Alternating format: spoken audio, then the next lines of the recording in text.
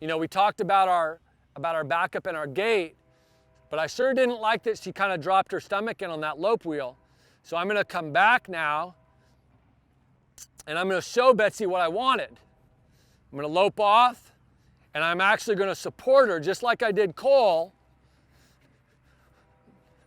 And I'm gonna help her over the pole and say, hey, don't you drop your stomach to the inside. Now notice, now she's a lot more rounded, and I'm just gonna sit here and go around it a few times and show her how to stand up. Okay, so she's kind of got a better grasp of it. So I'm gonna release her. Now I'm gonna pick up and show her that, look, I can touch you. I'm gonna hold her as I go over one-handed, and she's a little surprised that I touched her. She thought I was showing again and that I was just gonna let go of her.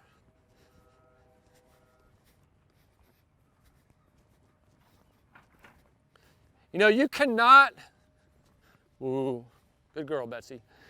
You cannot go in and show on a big full drape all the time and think that your horse is not going to do little things to be lazy. They will.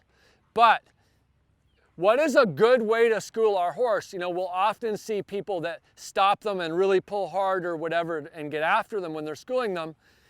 I just personally look at it a different way. I'm not saying I won't stop them sometimes, but I would rather do that obstacle and pick up and hold Betsy and show her that I can manage her instead of her dropping her stomach and me stopping her and reprimanding her. Because what have I done? I've done a couple things. One, I've instilled confidence that I'm not going to get after her. Two, I've shown the judge and all of the spectators that I fully respect their time and that I'm not going to be rude and reprimand my horse in front of them. And that's a really important one.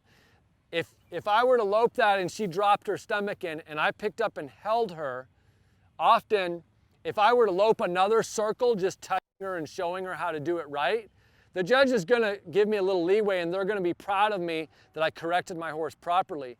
If I were to stop her very harshly and try to lope it again, they are allowed to ask you to just continue and not teach your horse. So having good practices in correcting your horse is really, really something that's important to do. And it all goes back to the basics that I taught you with Cole. Hold them, touch them, show you that you can manage their body and control their body all the time. And when I touched her, Betsy was a little surprised, like, whoa, I'm actually not showing anymore. He's gonna handle me.